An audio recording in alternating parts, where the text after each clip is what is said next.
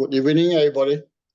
Tonight's topic is on our bones health, right? So obviously, a lot of us will probably be aware of the terms called osteoporosis. It's basically a term, very common term for people who are having consider weak bones. But I think that for the bulk of us, right, we actually are not actually suffering from a condition of osteoporosis. Instead, most of us will probably suffer from some form of osteopenia, which is some form of bone mineral density loss cell. So today, I'm going to dive in to the aspects of the bone health on the risk factor that can cause our bone loss.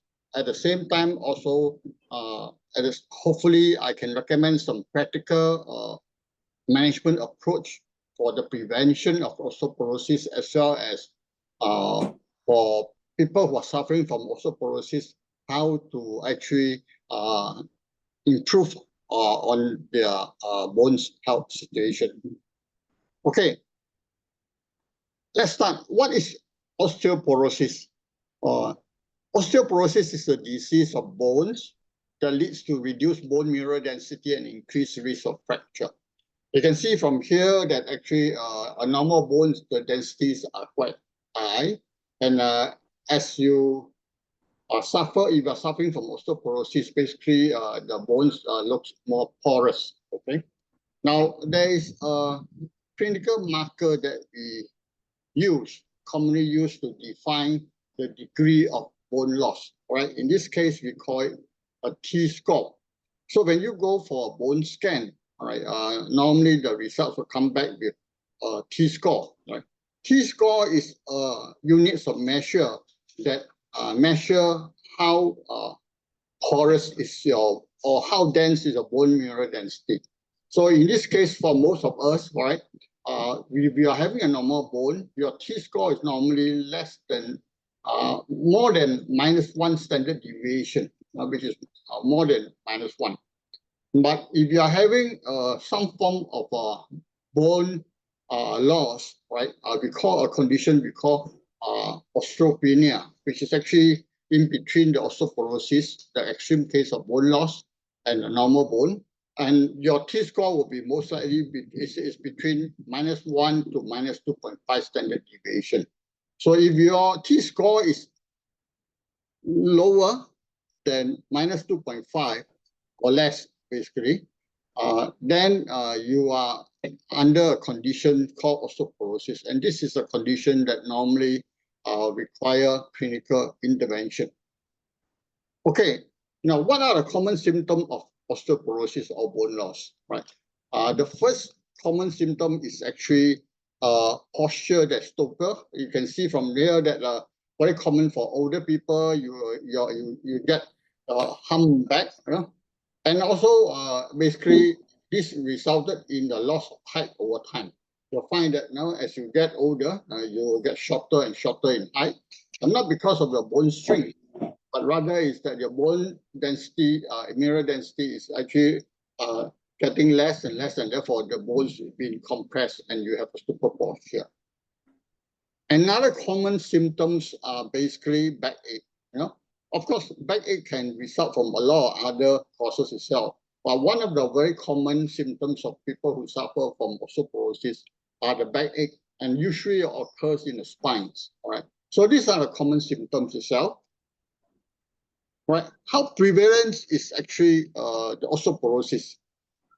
If you look at it itself, if you define the low bone mass and osteoporosis as a condition whereby that is not optimal, then you will see that worldwide there is a number that indicates that 33% of women and 20% of men older than 50 years old will suffer from an osteoporotic fracture as they advance in years. Now, this is actually based on the incidence of fracture. And fracture actually is a consequence of osteoporosis, and basically fracture is actually the complication of arises from osteoporosis itself. So if you are looking at the prevalence of it, and I look at some of the statistics here, this is statistics on men and women, and then we standardize it over the years itself. And we actually basically include low bone mass, which is osteopenia, as well as osteoporosis as a marker for us to measure the prevalence rate itself. You can see that for men, right,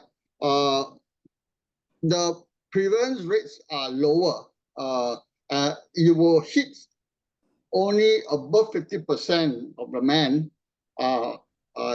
when you hit above, we are older, above 70 years old and above.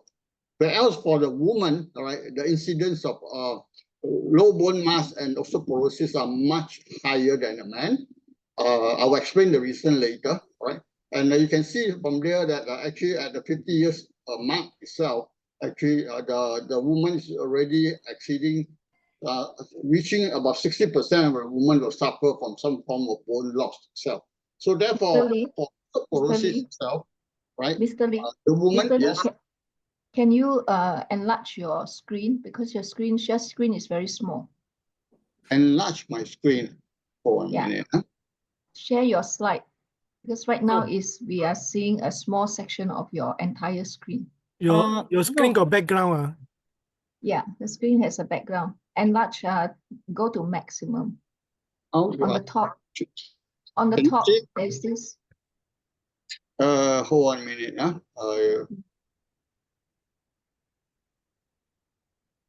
Sorry to interrupt you. Okay, it's all right.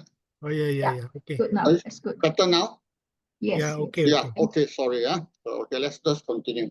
So if you look at this chart itself, the prevalence rate itself, you can see that most of the osteoporosis, the osteopenia cases are actually begin well before 50 years old. But then the incidence, the prevalence rate are much higher for the woman compared for the man. And the reason is very simple, because a woman basically lost the female hormones earlier and post-menopause. Else the males case, the testosterone loss itself is more gradual. Okay, now what are the common site of the osteoporosis? You can see from here, from the site of bone fracture itself, the common site of our bones that suffering from osteoporosis are the hips, the waist, and the spine. These are the three common sites.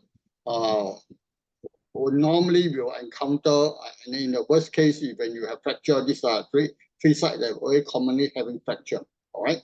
You can see from here that the fracture risk actually increase as your T-score gets more and more negative.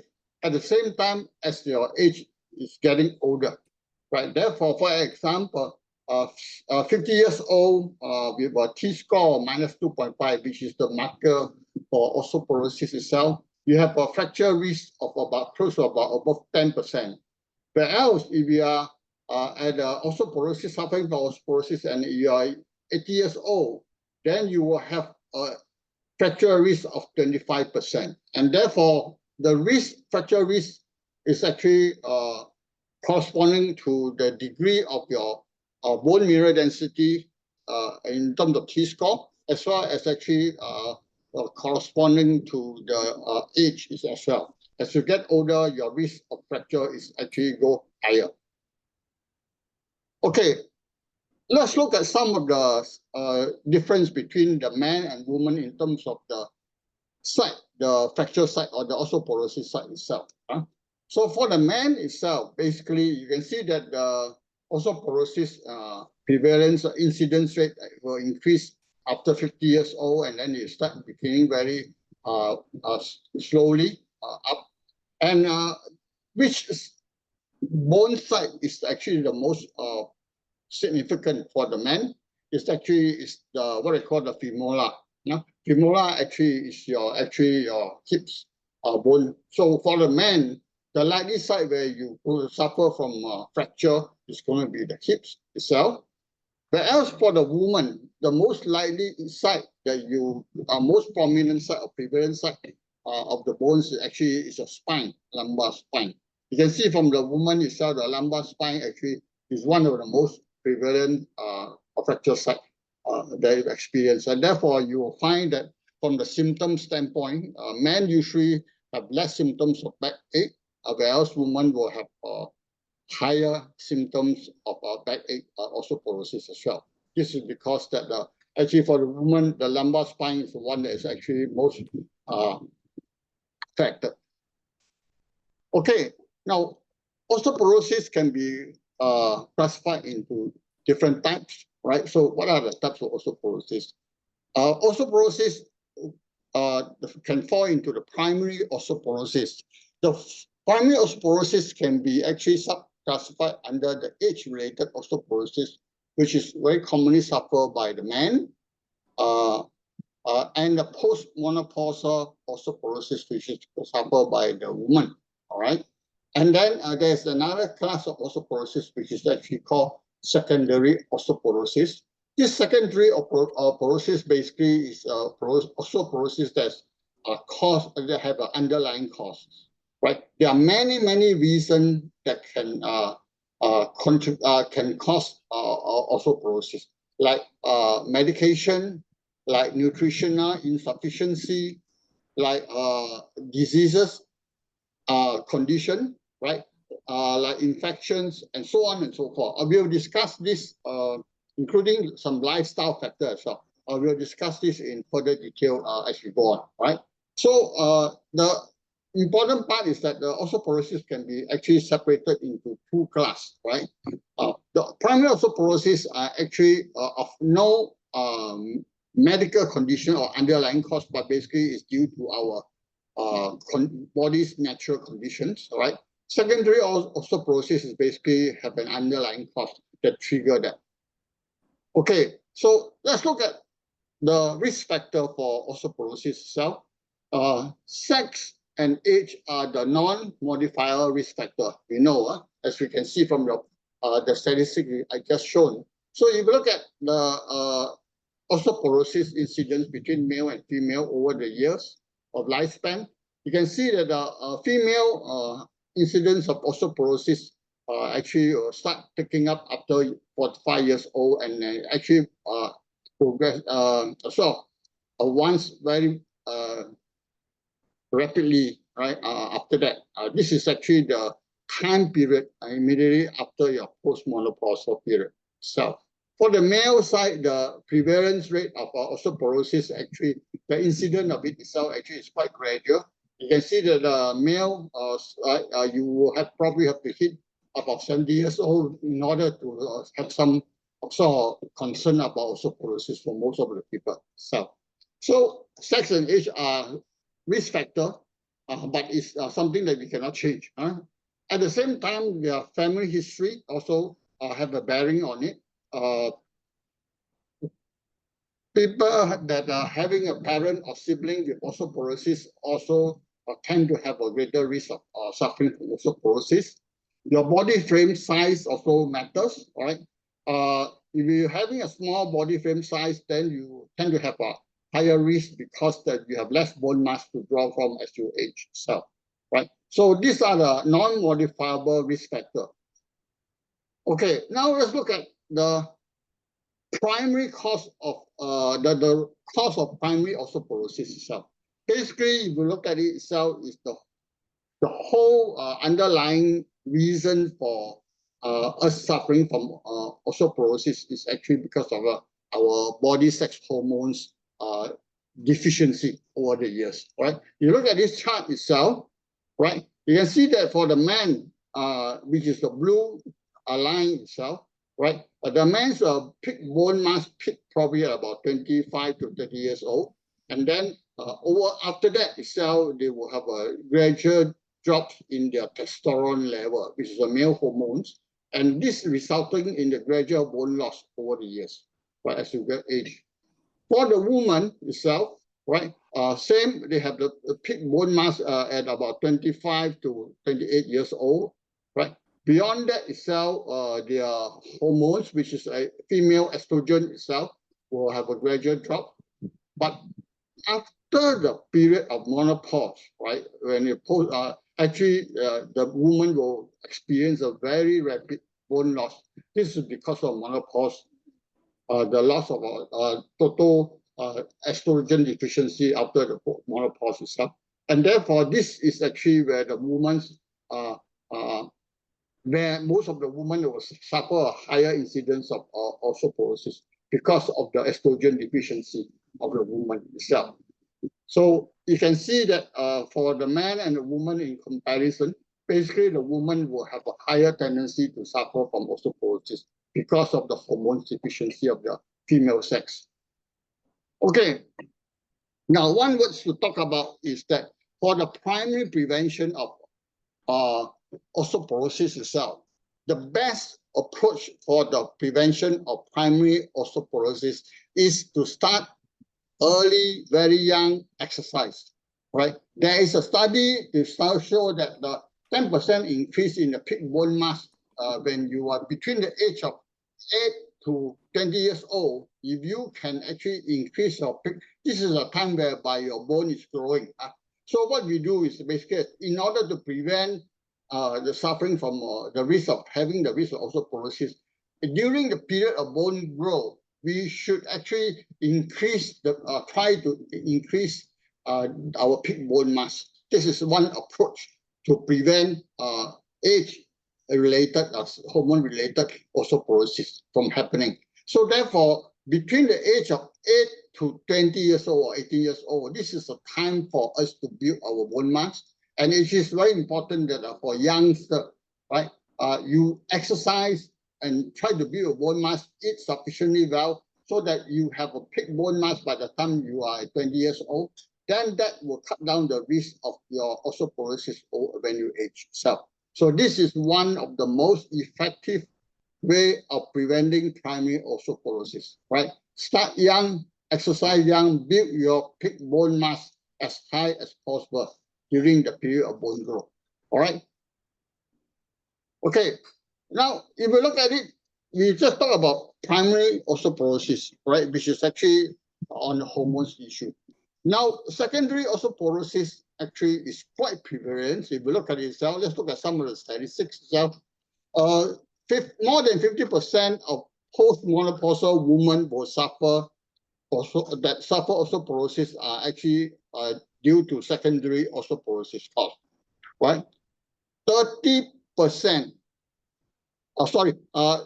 more than 50% of pre-menopausal, that means that before your menopause period, right? The woman, if you're suffering from osteoporosis, usually is a younger woman, that means younger woman. Normally the cause of the osteoporosis is actually due to secondary cause itself. Whereas for older women itself, only 30% of their osteoporosis cause is due to secondary factors itself. But for the men, actually, most of the men, right? In fact, more than 50% of the men's osteoporosis are caused by secondary factors, right? That means they are the underlying conditions. Here are some of the prevalence, common underlying cause of secondary osteoporosis itself, right? I can show you that the prevalence rate is about 60% over the population, right? Among them, you can see that the disease condition like rheumatoid arthritis, chronic kidney diseases, and hyperthyroidism, these three are very common diseases that can cause osteoporosis, right? And another one is the medicine use, which is glucocorticoid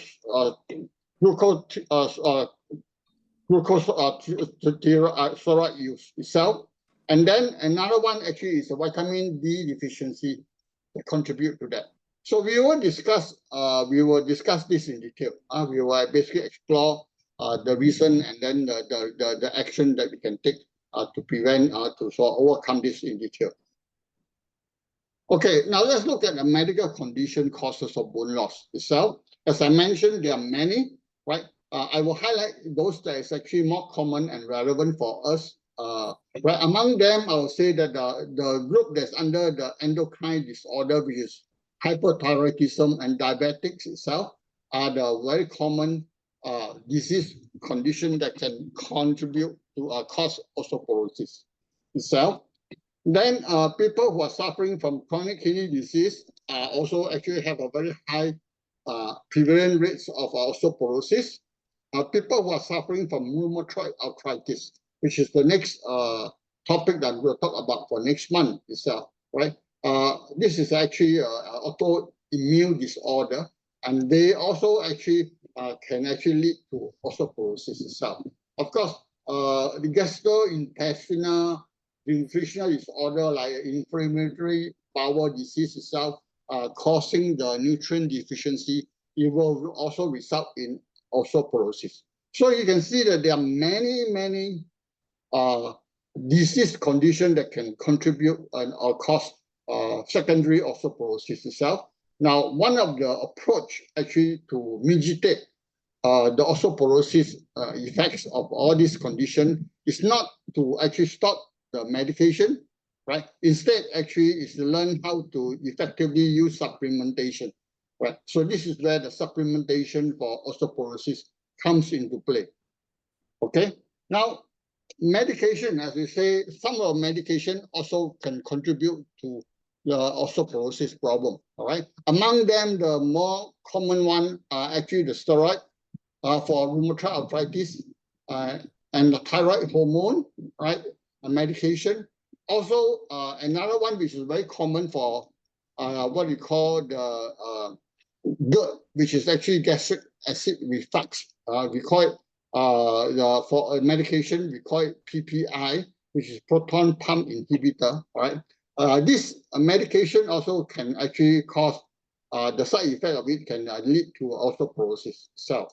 So all these medical conditions that can cause osteoporosis also actually can be effectively mitigated by actually correct supplementation. Right. So important is that if you are taking this medication, recognizing this medication are there to treat your medical condition, do not, because of the risk of osteoporosis, you stop the medication. Instead, actually try to make use of the supplementation to mitigate the side effect that caused by the medication itself. Okay, now what are the risk factors for secondary osteoporosis? Among them, one of the big risk factor is actually cigarette smoking, right? I think fortunately in Singapore, the cigarette smoking, the prevalent rates are not that high, right? Whereas I think cigarette smoking is a major concern in countries that like Vietnam or China or even Indonesia. Because when I go to all these countries, I find that the cigarette smoking is very prevalent in them. Now, here are a chart showing the health risk of cigarette smoking. Actually, comparing current smoker, no matter how many years you are smoking, it really doesn't matter. As long as you're a smoker, right, you have a higher risk of actually a fracture, right, hip fracture, compared with a non-smoker or a smoker that is former smoker, which means you stop smoking, right? Already stopped smoking. So therefore, actually, it doesn't differentiate between a non-smoker and a former smoker. Reality is that the risk is only for the people who are currently smoking.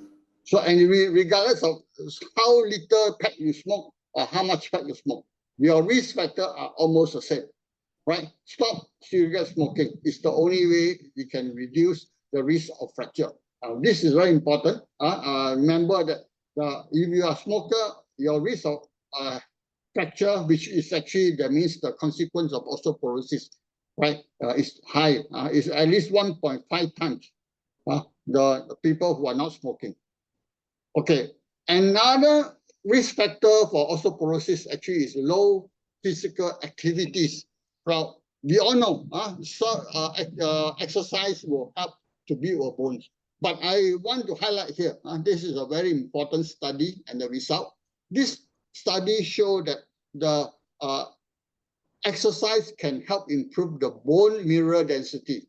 Now, you can see from here, the control basically are people that is basically have no exercise or a sedative lifestyle. And then you have here low intensity resistant, low intensity resistant training, as well as high intensity resistant training. Now you can see from here that this chart shows the T-score. Now remember I mentioned that when your T-score is minus 2.5, you are actually at the range of osteoporosis.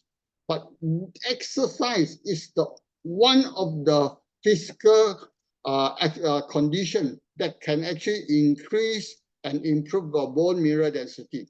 It is not preventing your bone loss. That means that it's not maintaining it. It is one of the factor that can actively improve your bone mineral density. So remember, this is very important. It's because if you are looking for ways to improve your bone density, not just to prevent your bone mineral density from dropping, right, but instead to increase it or reverse your osteoporosis, exercise is one of the avenues. Right. So the higher the intensity of your exercise, the better it is. I will reserve our last section to talk about what form of exercise you need to do and what are the how effective it is for you. All right. Now another risk factor for osteoporosis actually is the weight. Right. So in here also I want to share with you. Here there are actually a curve or the hazard ratio for men and women. Never mind about men and women. I will put it that way. And then there are different charts for different age group itself. Now, I want to raise your attention that most of us will probably have a sort of perception that when you are obese or overweight, right, then you have a higher risk of bone fracture because of your body's weight itself, right? Now, that is true. There is, if you look at this chart itself, right? If your BMI, which is your body mass index itself, increases itself, right? Your risk of actually having a fracture, right? For the woman, actually does increase. But for the man, actually, it doesn't increase. In fact, the risk is still dropping, right? Now, instead, in fact, is that it is if you are underweight, your BMI is actually below the normal 25 or 22.5, that range that you, both the man and woman have a high risk of fracture. So therefore, for people who are suffering from osteoporosis, it is very important to maintain an optimum weight. For men, you can even afford to a bit go overweight without a risk factor, but you should not go underweight. If you are thin, underweight, right, and you're suffering from osteoporosis, your risk of fracture is much higher. So that is a very important statement that you all must remember. So for people who suffer from osteoporosis, do not have keep your body weight below the optimal level. Try not to have actually underweight, right? Okay, now another factor actually is alcohol consumption. I think everybody know. So what I'll do is I just share with you the chart in here. So these are the risk factor for hip fracture and all types of fracture, total fracture combined. Basically, the number of alcohol consumption is here per day, right? So you can see that if you're having 3 alcohol drinks per day, your risk of having a hip fracture is 33%, compared with no alcohol drink. And if you are having 4 alcohol drinks per day, your risk of having a hip fracture is close to 60%, right? So therefore, if you want to drink moderately, don't drink more than 1 or 2 cups of alcohol per day if possible. Okay. Now, another risk factor actually is the nutrient deficiency problem, all right? So in here, you can see that there is a report. Of course, this report is from the US itself, right? Now, showing that on the average general population, what types of minerals and vitamins are actually commonly deficient in the nutrient intake itself. You can see from here, all right, there is a vitamin A, D, C, D, E, K, as well as calcium, magnesium, and choline are actually more than 50% of the population are having below the estimated average requirement taking in the food. So therefore, there is a high proportion of vitamin deficiency in our nutrient intake itself, right? Regardless of the age group, basically, regardless of the age group itself. Now, remember that osteoporosis is likely to occur if you are having nutrient deficiency, especially if you're having vitamin D deficiency. I will explain the mechanism behind why vitamin D is important for the bones or itself. Also, actually, because all this deficiency itself resulting in malnutrition, right? And therefore, you actually also resulting in your bone loss itself. So let's talk about the vitamin D insufficiency. Remember that in a study here, vitamin D insufficiency in our nutrients is actually very high. In fact, more than 80% of the adult population are having inadequate vitamin D in their food or in the intake, or not having enough sunlight, basically, right? So this is a study that indicates that. So therefore, the prevalence of vitamin D insufficiency also contribute to the prevalence of osteoporosis itself, right? Now, what other population that actually will be suffering from vitamin D deficiency? I can say that you can see a woman that's post-menopausal woman, right?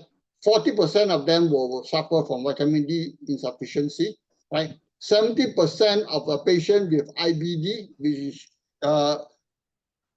is inflammatory bowel diseases itself, right?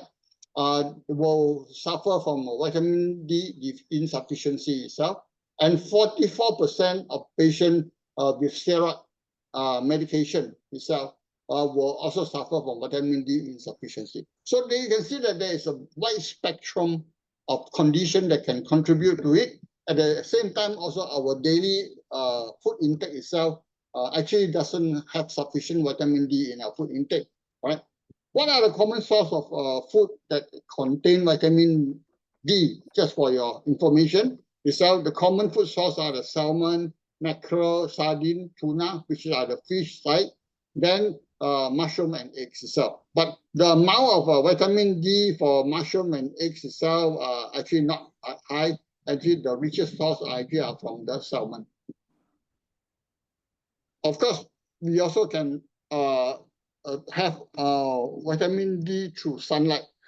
So important that the body can also make vitamin D when it get enough sunlight itself.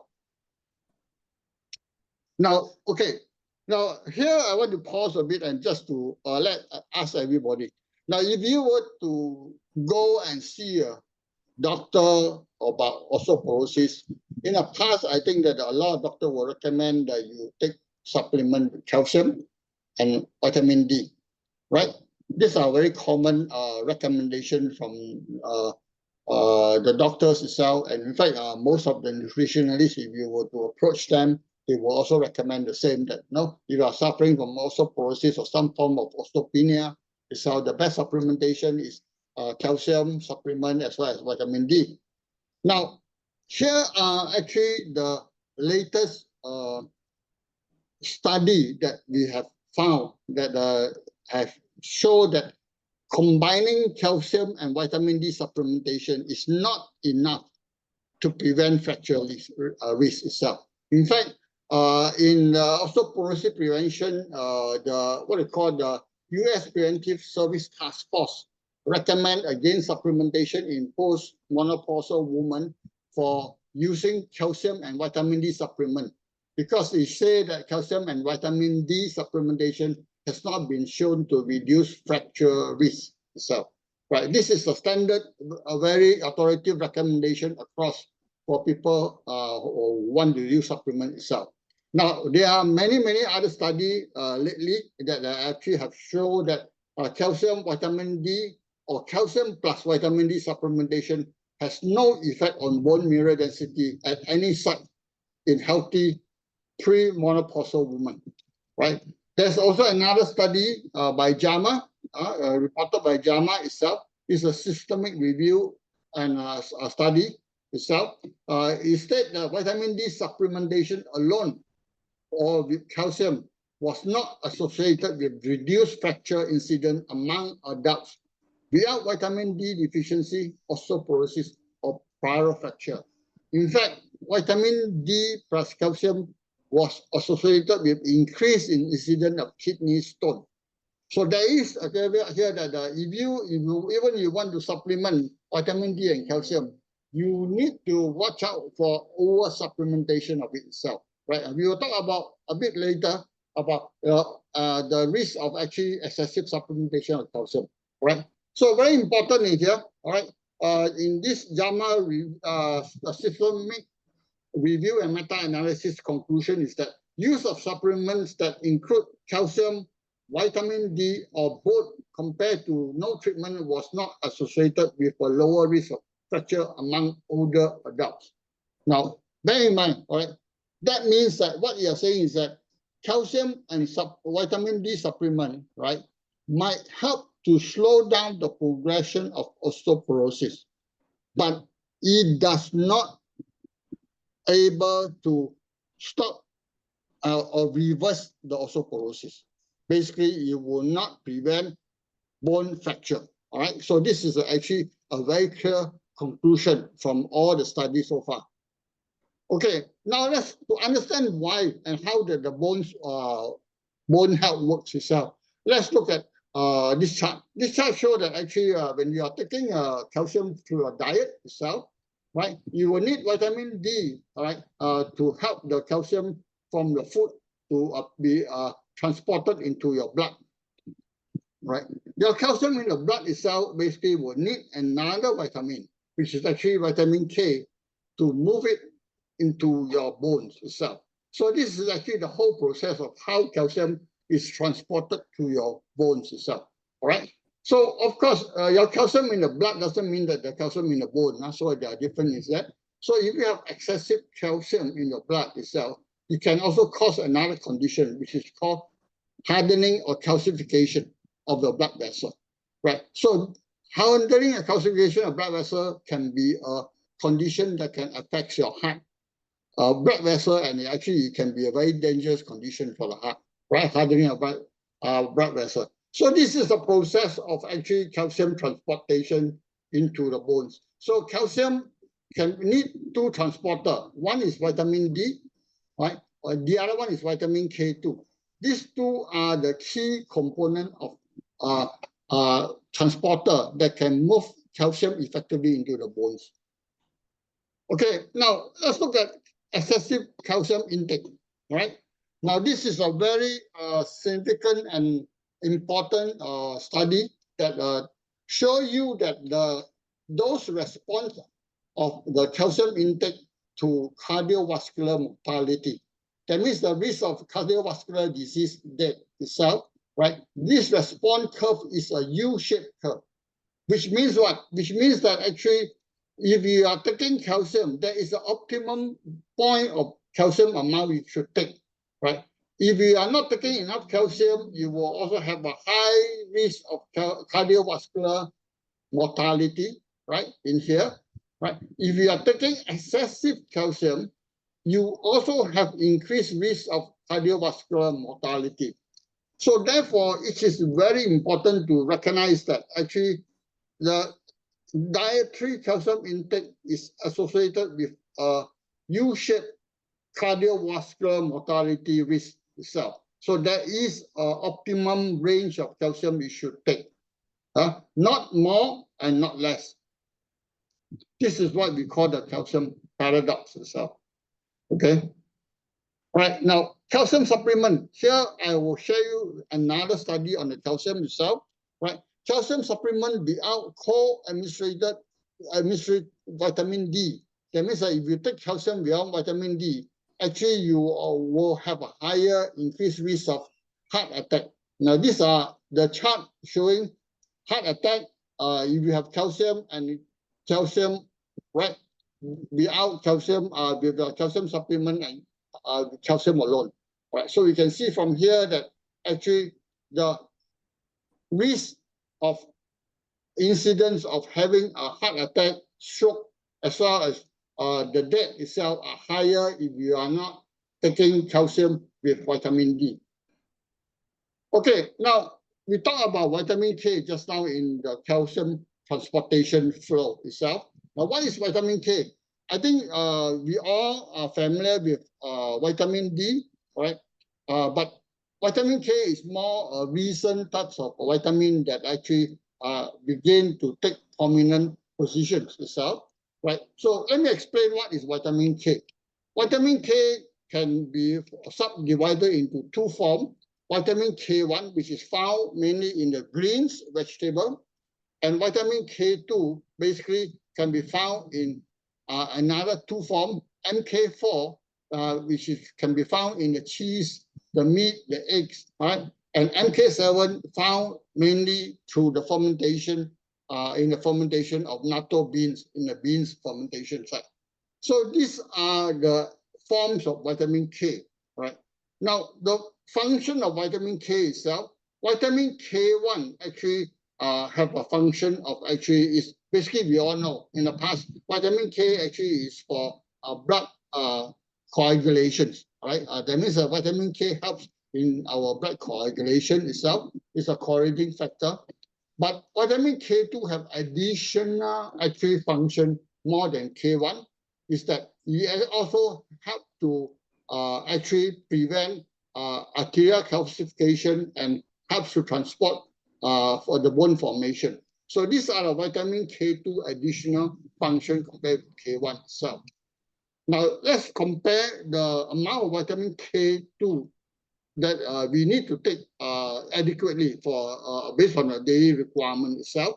Currently, 45 microgram of vitamin K2 should be consumed as a standard daily input itself. If you want to take this amount on the daily basis based on MK4, which is actually the vitamin K, one form of vitamin K2, you probably have to consume about 4 kg of steak or egg yolk, 140 grams of egg yolk, it's quite a lot, 5 liters of yogurt, and 5 liters of milk in order to get this amount of K2. And hence for actually the practical amount of vitamin K2 you need to take itself can only be taken through actually the form of MK7, which is actually through the natto fermentation of natto beans itself.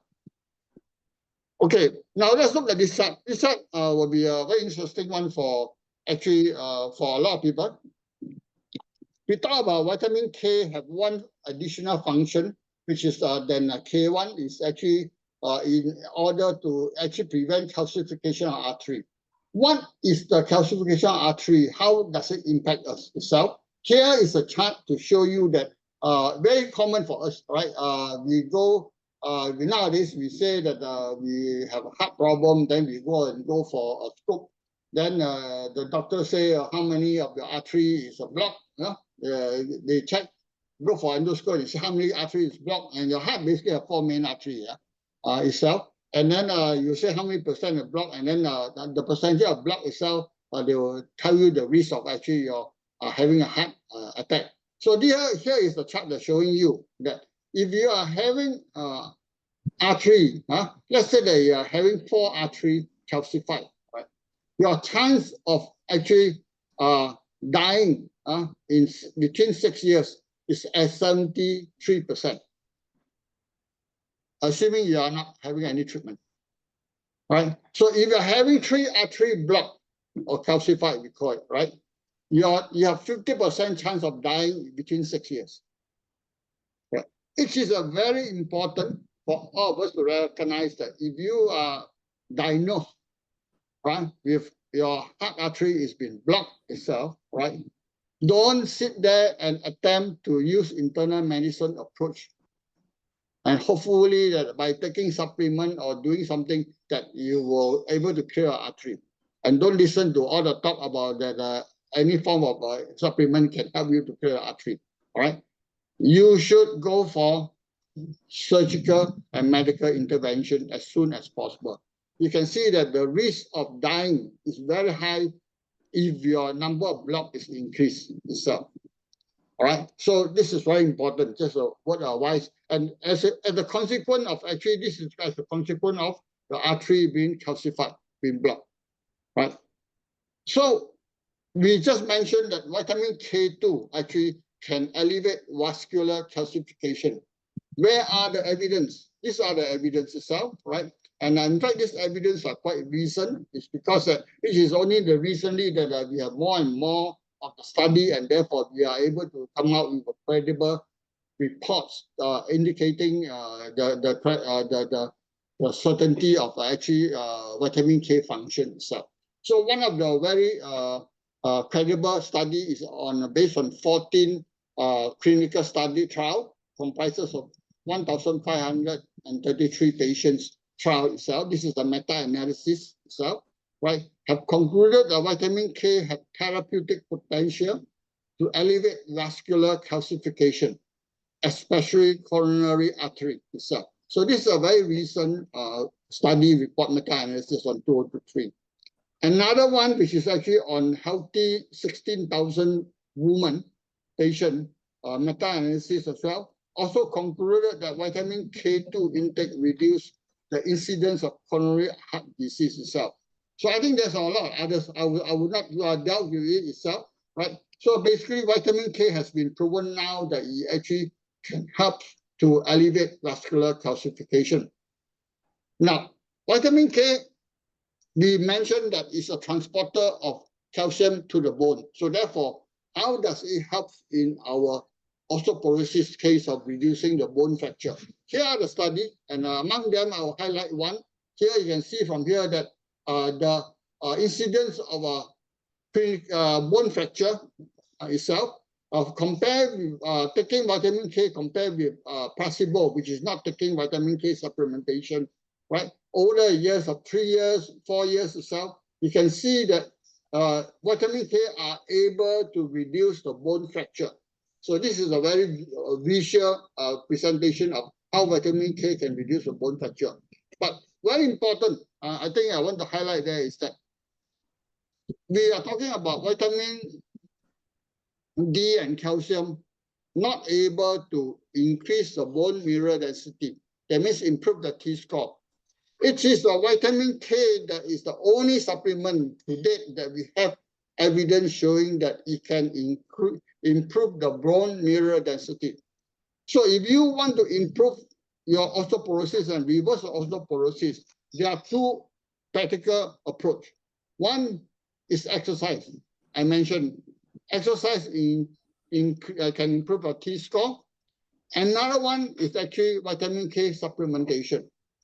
Vitamin K supplement also have clinically shown that you are able to improve your bone mineral density itself, right?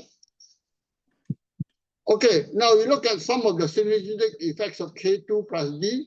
You can see from here that vitamin K2 and D actually does improve the bone mineral density, right? So important thing is that it is a very important combination. When you take vitamin K, you should take vitamin D together because the both combination can significantly improve the bone mineral density. This is the only combination that have clinically shown to able to improve or increase the bone mineral density. Okay, now, let's come to the management of osteoporosis. A lot, in fact, more than half of our osteoporosis are caused by secondary factors, all right? So therefore, what are the current management approach of osteoporosis for secondary osteoporosis? I think the first thing we all understand is that if you have a medical conditions or you are taking a medications or you are having a vitamin or nutrient deficiency conditions itself, the way to solve your osteoporosis problem is actually to address the underlying causes, right? This is understood. I think we all have. So you have to address the underlying causes in order to prevent the osteoporosis, the effect of osteoporosis itself. However, on top of that itself, all can benefit from non-pharmacological intervention. So let's look at what are the pharmacological intervention, non-pharmacological intervention. Right. Now, before that itself, I also want to just briefly touch on the medication. Although this is not the area that we should be, I'm focusing on, but then I need to let everybody know that if you are on medication for osteoporosis itself, right, there are a few types of medication currently that has been prescribed for osteoporosis. Biphosphonate is actually the first line of medication, very common. Most of the osteoporosis patient will get prescribed with this medication itself, right? And it's quite effective generally. It's among the most effective preferred medication for that. But one contraindication itself, that people who are suffering from chronic kidney diseases itself, right, especially GFR less than 35. This is actually about a chronic kidney disease of stage 4. Kidney disease itself should not take biphosphonate for their osteoporosis problem. Now, this is actually a double-edged sword because CKD patients generally will suffer from osteoporosis. Unfortunately, the medication for osteoporosis in this case is not suitable for CKD patients, right? So then the doctor will have to advise other alternative medication for people who are suffering from CKD. So what are the other medication normally is still available? They are actually medication that can lower the amount of calcium in your body. This is not too good because you will have a lot of effects, side effects as well, right? There's a class of medication that actually reduce the bone turnover itself. You also have a side effect, blood clot, and then cancer risk and all that. And then there's another class of medication actually that aims to grow the bones itself, right? These are the hormones medication itself, but you also have this come with this side effect. So I just share this for you as a reference, right? So bear in mind that if you are taking medication, you need to be aware of what are the conditions that you should not take itself. All right. Okay, now what are the current non-pharmacological approach for osteoporosis? So very practical, and I think that it's easy to understand, but I'm not sure how easy to follow. But then this is a practical approach that currently will be recommended. Right. First, having regular weight-bearing exercise. Maintain a normal body weight. This is the first most important step you should do. Right. Second, abstain from smoking, alcohol drinking. Right. And then have a diet rich in vitamin D, like salmon and eggs. Right. Calcium and natto. Natto is the natto beans. Okay. And low on animal protein itself. All right. And third, consider supplementation with vitamin K plus D and calcium. Right. So this supplementation combination is a recommended supplementation today for people who are suffering from bone loss. Right. And number 4, finally, is having fall prevention practices itself. Right. So here I will talk about it in the last slide that I had. Okay, now let's talk about the exercise, because exercise is a centerpiece that I can say that if you look at the practical approach to improve the bone mineral density, exercise is one of the means that you can improve your bone mineral density, right? So what are the weight-bearing exercise you can have, right? I put it here for your reference, right? I'm not going to delve into it very detailed, but basically I will classify it into low impact, moderate impact, and high impact. Now, very important, why I put it into low, moderate, and high impact is that low impact are suitable for people who are already suffer from severe osteoporosis. That means that your bones are very fragile already. So therefore, you should not go for the high impact exercise because you might have a risk of fracture, right, in the exercise itself. So the more severe is your condition, the more low impact exercise you should be considered because it's for your safety itself, right? Now, if you are having normal or osteopenia, right? Not really a severe case of osteoporosis or osteopenia or with good mobility, then you can actually go for the high impact exercise like jogging, running, stair climbing, or jumping. These are high impact weight-bearing exercise, which is good for you, right? So you must understand that to choose the exercise, make sure that it fits your condition, right? So my advice is that always start with a low impact exercise, right? If your bone mineral density is actually improving, then you can gradually step up if you want to. But don't go for if you are on the high risk group, please don't go for a high impact exercise. Now, the exercise on the weight bearing itself is not suffice because you also need to build your muscle. Without the muscle, you also will lose your mobility. You also have risk of fall. So therefore, not only that you need to have weight-bearing exercise, you must combine weight-bearing exercise with strength training, strength building, which is what we call resistance exercise itself, right? So these are the strength training exercise, right? Body weight exercise, like, pressing on your own self using a body weight, squat, step up, sit up, all that, right? Weightlifting, right? Resistance band, leg press, sit row machine, and so on. These are very good strength training exercise. You should usually combine it with your weight-bearing exercise itself. Now, what are the exercises to avoid? For people who are suffering from osteoporosis itself, I will recommend that you avoid high-impact activities, right? High-intensity aerobic or jumping, deep forward bending, full sit-up, toe touching, all that for people who are having a bone problem, heavy lifting, right? And twisting motion like golf and swing, all right? So these are the exercises that I think will have a higher risk of causing fracture or injury. So therefore, you should avoid that, all right? Okay, now the last part of it itself in the prevention itself is for a lot of us and older people or family members are already at the stage whereby that they're suffering from some degree of osteoporosis, right? Now, one of the very important things that you need to do is to prevent fracture. How to prevent fracture? Actually, prevent fracture is to avoid accidental injury, right? So what are the measures that we can take to prevent accidental injury? First, if you are on raining days, avoid going out if possible. If you want to go out, wear a good shoe that is anti-slip, okay? Avoid standing on chairs or stools, right? If you can, always sit on a chair or bed to wear pants. Always sit on a chair or bed to wear pants itself, right? Avoid wearing undergarments in the bathroom. This is actually one of the leaning against the wall to wear that. This is one of the leading cause of fall in the bathroom. So remember, right? Don't wear your undergarment in the bathroom. Remember, especially for older people itself, right? You sit on the chair or bed, then wear your undergarment itself. When using the restroom, use a seated toilet and install handrails if you can.